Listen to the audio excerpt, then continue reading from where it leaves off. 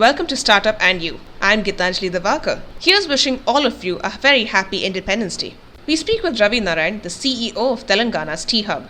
Ravi Narayan gives us a few insights into the ideal strategies that entrepreneurs could consider in order to be successful in the post-COVID-19 era. He also shares his thoughts on the future of India's startup ecosystem. Mr. Ravi Narayan, thank you so much for joining us today. It's a real pleasure to have you on Startup and You. My first question would be with regards to the scope of startup enterprises in the post-COVID era. What is your take on it?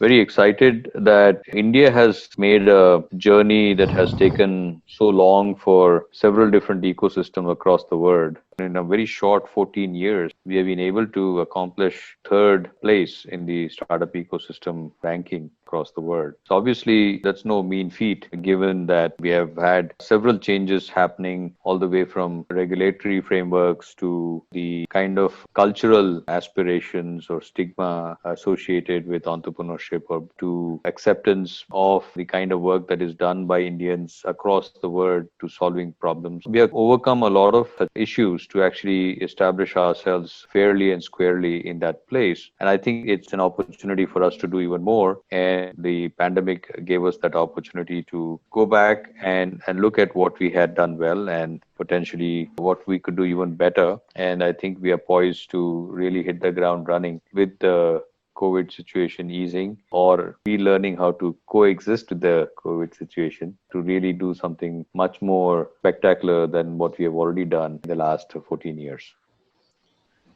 The one sector that has actually been hit massively has been the travel and hospitality sector. And we also understand that there are many startups in this space as well.